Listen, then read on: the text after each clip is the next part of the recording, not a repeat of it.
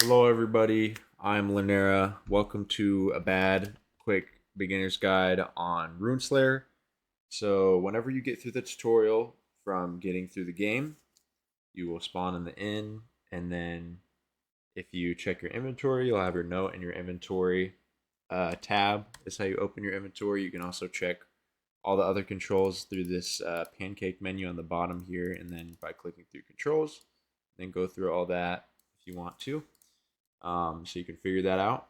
So right off rip, whenever you walk out of the inn, you're gonna see quest givers with a question mark over their head. I recommend taking every single quest that you see.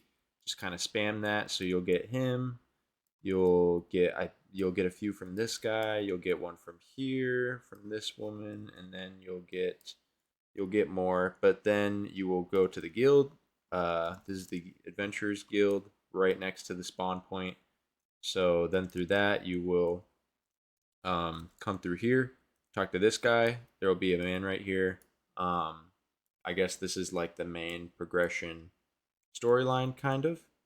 And he'll ask you to get to E rank, and then you'll talk to this woman to get your jobs. And then this is pretty important. Just accept every single job on the job board that you see, and then you'll do them kind of intermittently. Um, so there's a job thing right here, and then you'll get a bunch, and it'll help you go through all of those while you're doing your quest. And that's just through this book icon right here. Get all these quests in here. Um, there's storage here. You can store items. Kind of self-explanatory. There's a max inventory limit. You can get more. You can craft backpacks. You can craft tools, better tools. This guy has a quest. You can get a lantern from him for his quest, or you can buy your own lantern, craft your own lantern. This woman right here will give you an egg quest, and to get eggs, you just go over here, attack the chickens, and they will drop eggs. There you go. See, they drop an egg, and then in here, I believe there's a quest. Oh, yeah, just basically talk to every NPC and scour the whole town. Quest in this building. And then over here, we'll get to crafting. So this is how um, you'll buy your first set of tools off the blacksmith right here. And then once you get your tools, you don't have to worry about runes right now.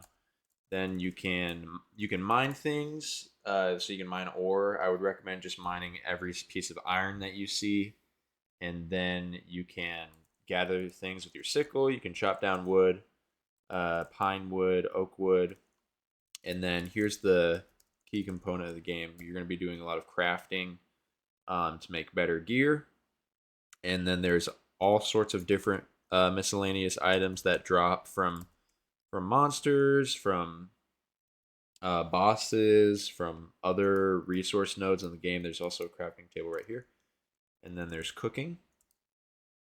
You can also cook or make brew potions here. General shop, and you'll learn more as you play. And you also probably noticed how I'm riding a wolf. You'll get a quest from the stable master here. This is the stables. You can store pets and then withdraw them, insert them. You can get more. You can upgrade the storage space of this. This guy will give you a quest to tame any. I believe it's any pet. Um, a couple of the beginner ones, just off the top of my head. I'm sure I'll probably make another video on taming. Um, you can tame a wolf with deer meat, and you can tame a deer with apples. And the way you do that is you hold out the food. So like you hold out the food, and then they'll like you have to make sure they like attack you, and then if it's the correct food, then a little heart will show above their head. There are a good amount of like beginner creatures that you can tame. Um, but there is like a beast tamer subclass that you can get that will allow you to tame stronger creatures. Um, once you reach, this guy has a quest too, by the way, over there. Once you reach level 10, you gain the ability to go do a subclass. So what that means, every time you level up in this bottom right corner here, you'll have a little person icon, and then like you'll hold level up and then you get more stats. So every time you level up for your class, you get a stat raise into that class. So for example, since I'm a warrior, every time I level up, I just get added to my strength and stamina. And every time you level up past 10, there will also be a little class icon in the top right to where you can go to a subclass. So I could be a warrior mage, or I could be a warrior thief, or etc. I could be more of a paladin. I could be a warrior cleric. Um, but you'll put levels into that class. So say for example, if I wanted to go cleric, I could go level 30 warrior, and I could put 30 levels into warrior, and then I could put 10 levels into cleric.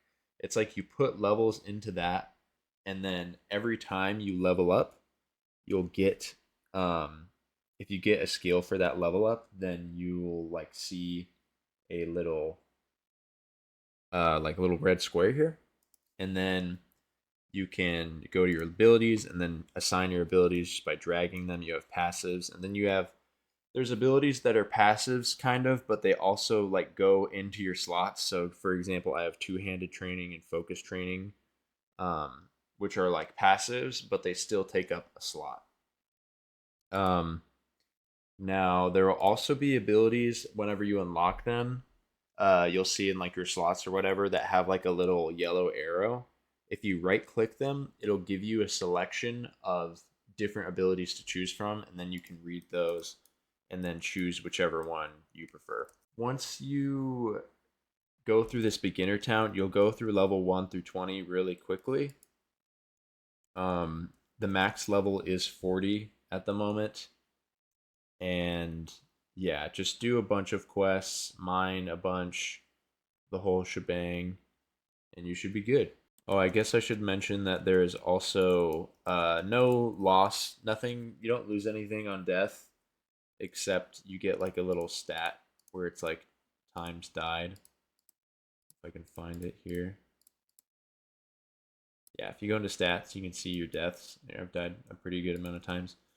Um, there's no reason to die, like no loss on death, and then but there's safe zones. There's still PvP. Even if someone kills you, though, you don't lose anything, but people might still attack you. There are lots of bosses. Your first boss will probably be the Mandrake Root or whatever. He is found in here, in this mound. You like hold enter into there, and you like enter his lair, and then to there's black slimes in here. By the way, that took me forever to find. You'll learn more about it. I think the final quest for this like starter area is the Goblin King, which is actually pretty damn hard. So you probably are gonna want like a good group for that. But if you go around and ask people to help you, I'm sure you can find help. And finally, you unlock mounts. You buy a saddle from this guy. I believe it's like there are some reoccurring quests with certain NPCs whenever you reach like a certain level or do another quest. So I think if you reach level 15, this guy will give you the saddle quest, and then you can do that or you can buy it off him. I believe it's 15 or 10, but just know that you can get the saddle again from this guy. And honestly, I think that's about everything. There's a lot more you'll learn just by playing down the line. I mean, there's a good bit of end game content as far as I know. I still haven't gotten too crazy far into it, but as far as just like learning the basics, that's that's everything. You should be able to get to level 20 real quick and easy. All right, cool.